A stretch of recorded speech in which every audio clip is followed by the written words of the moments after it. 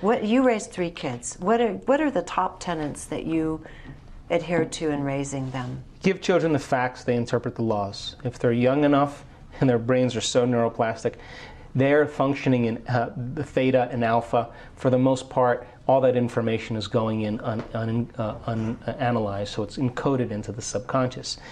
Never, ever teach your children anything that you cannot do. Get down there and do it with them and watch this little soul catch on as quickly as you. Next, if you want your children to be great, demonstrate greatness. They have a type of neurons called mirror neurons. Mirror neurons. Mirror neurons are called empathy neurons. When you're feeding your kid when they were young, you took the spoon and you went like this. And you were doing that because you wanted them to model your behavior. A lioness who's teaching her cubs to hunt shows them how to do it, and when they watch the lioness do it, they turn on the same circuits as if they're doing it. So you can't say to your kid, clean your room and have a messy room. You can't say, stop being an emotional basket case, and you're an emotional basket case, because they're watching your mirror neurons. And there's research to show that when people watch sports players, that they turn on the same parts of the brain as if they're doing it. Watching a great golfer makes your game better. Watching a great dancer makes you a better dancer. Watching a great parent execute greatness makes the person a great person.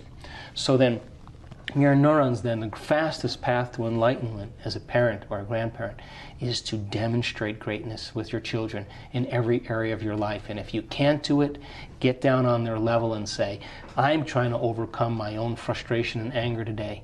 And they will say to you, I'm trying to overcome my judgment and anger. And they will tell you, and then say, okay, let's make a pact. Let's work on this together. How are you going to do it? And let's create a strategy and repeat it to me. Well, I'm going to try this. Why don't you try that? And now you have a game that they're in. Use stories as allegories to teach them, because as they begin to think about and associate and plan their behaviors through the allegory, they'll identify with the main characters. So when you understand what your child's limitation is and you tell them a story of a little child in a mystical land in a faraway place that's overcome something, and you take them through the process on how they did it, they will demonstrate it, because you're installing the circuits in their brain to allow them to follow that path, because now the knowledge is there. They are a mirror, essentially, for their experience around the mirror neurons. I had not heard the term mirror neurons before.